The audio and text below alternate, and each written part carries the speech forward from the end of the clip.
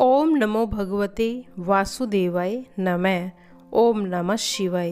प्रिय भक्तजनों, आपका दिन शुभ और मंगलमय हो।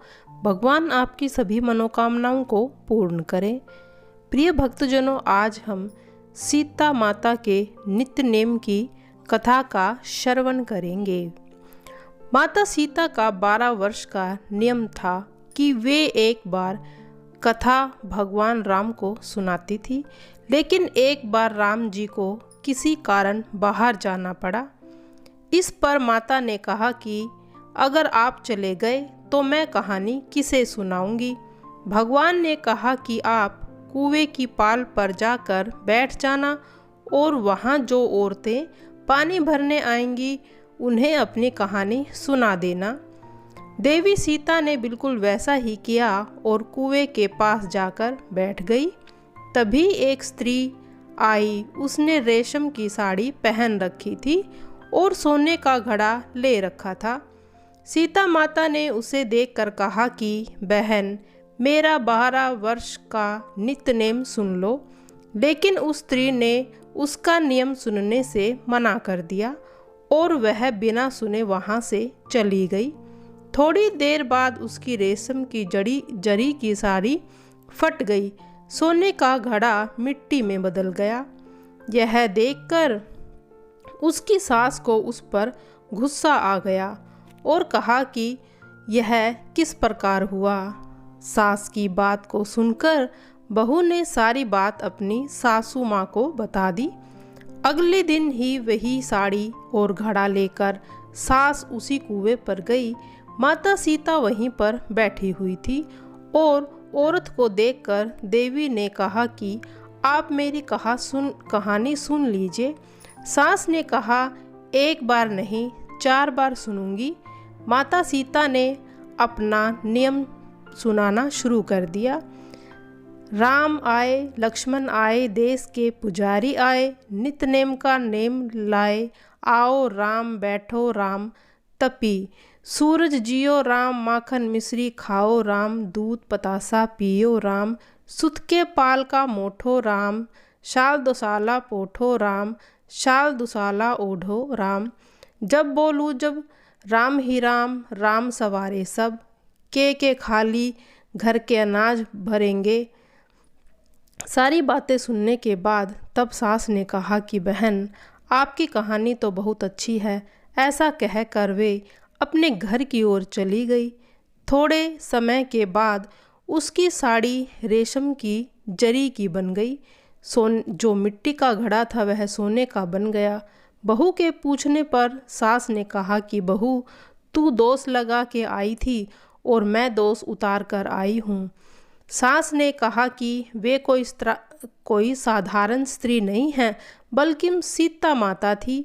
वे पुराने से नया कर देती हैं, खाली घर में भंडार भर देती हैं। वह लक्ष्मी जी का वास घर में कर देती हैं।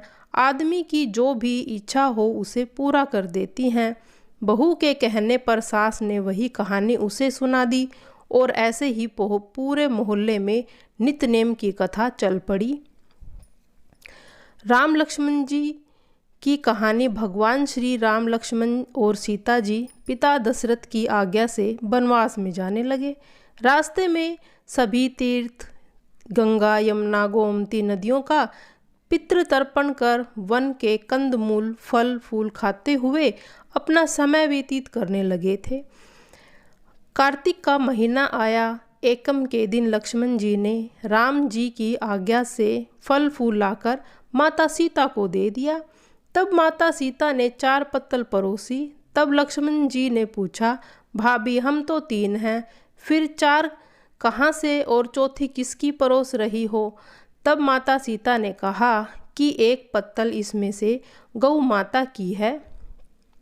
राम जी, लक्ष्मण जी गौ माता को पत्तल परोस दी। तब राम जी ने पूछा, सीता जी आप खाना शुरू क्यों नहीं किया? तब माता सीता बोली, मेरे तो राम कथा सुनने का नियम है। राम कथा सुनने के बाद ही फल ग्रहण करूंगी। तब राम जी बोले, मुझे कथा सुना दो। लक्ष्मण जी बोले, मुझे सुना दो। पर माँ सीता बोलती, औरतों की बात औरतें ही सुना करती हैं, आप तो पति हो, आप तो देवर हो, आपसे मैं कैसे कहूँ। तब लक्ष्मण जी ने सोचा कि इस जंगल में कौन औरत मिलेगी जो इनकी कहानी को सुनेगी। लक्ष्मी जी ने अपनी माया से एक नगरी का निर्माण करवा दिया।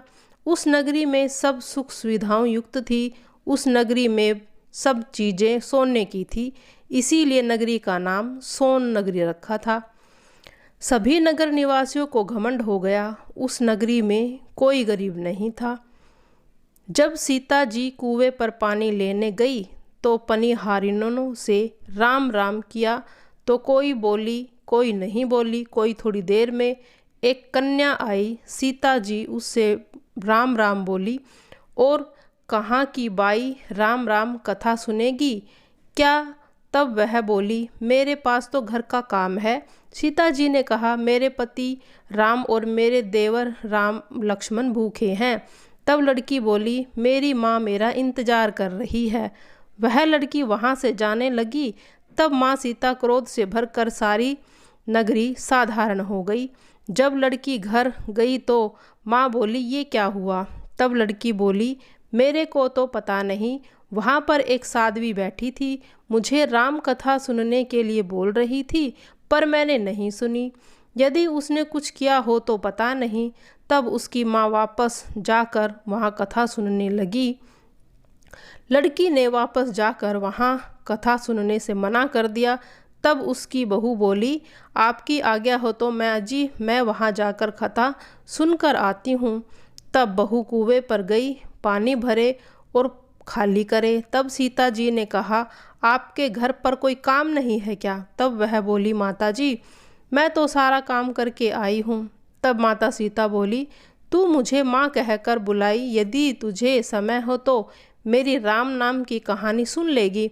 तब वह बोली, हाँ माता जी, मैं आपकी कहानी को सुन लूँगी, मैं प्रेम से सुनूंगी। तो माँ कहती है, चंदन चौकी मोतियाहार, राम कथा म्हारे ही बड़े हो आधार। राम कथा सुनाऊं, राम ने मनाऊं, राम कहे तो परदेश में जाऊं। सीता ने कहा, हे बाई, तूने मेरी मृत्यु लोक में मदद करी, भगवान तेरी स्वर्ग लोक में रक्षा करेंगे। सीता माता ने राम कथा सुनाई। बाई ने कथा सुनी। आओ राम बैठो राम, जल भर झारी लाई राम, आओ राम भोगो राम, राम राम राम।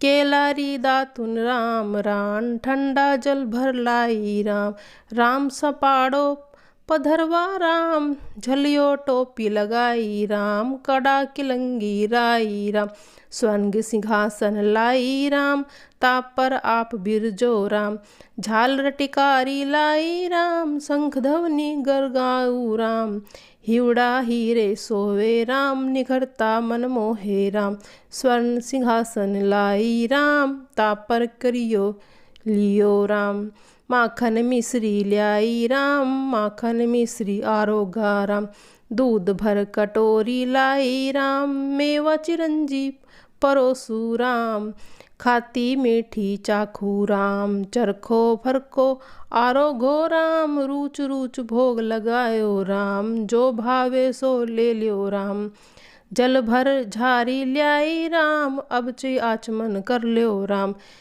रे श्याम गमछो ल्याई राम, हाथ मुँह पोछ लो राम, खाती मिश्री मीठी चख लो राम, पुष्पासु सेज सुजाऊं राम, अंतरिया छिड़काऊं राम, हिंग डोलू डोलिया धलियाऊं राम, सीता चरण दबावे राम, सुख भर सेज पोठो राम, हाजर पंखा ढोलू राम, थामे राम महा मेरा, रोम रोम में राम ही राम, घट घट घट माय बिराजो राम, मुख में तुलसी बोलो राम, खाली मिजाज कोई काम, जब बोलो जब राम ही राम, जब बोलो ही राम, पंछी राम राम, पुराने होवे मंगल काम।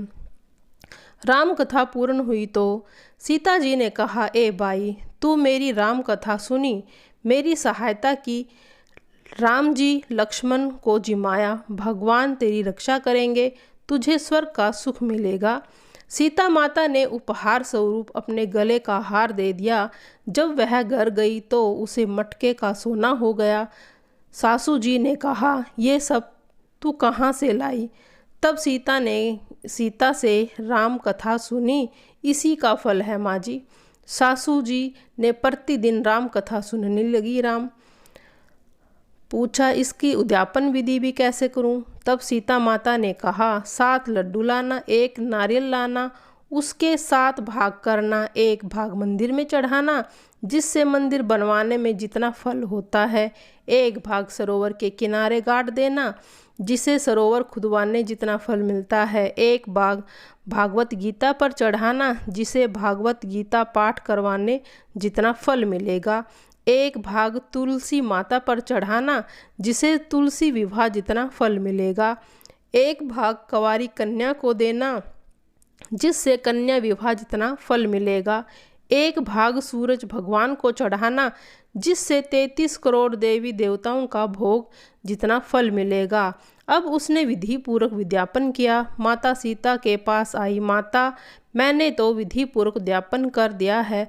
अब 7 दिन बाद से बैकुंठ से विमान आएगा और वह तुझे बैकुंठ लोक में ले जाएगा।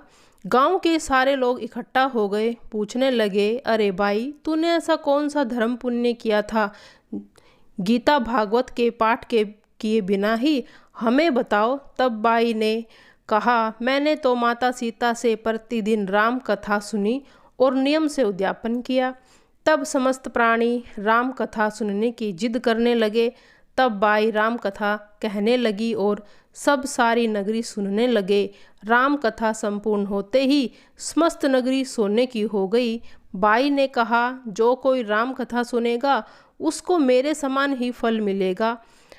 सब राम लक्ष्मण जी की जय जयकार करने लगे। विमान स्वर्ग में चला गया। स्वर्ग के दरवाजे खुल गए। पहले द्वार पर नाग देवता, समस्त देवी देवता पुष्प वर्षा करने लगे। देवताओं ने पूछे कि तूने क्या पुण्य किया? तब उसने कहा, मैंने तो राम लक्ष्मण जानकी की कहानी सुनी। तू समस्त देवताओं ने कहा, वर मांग।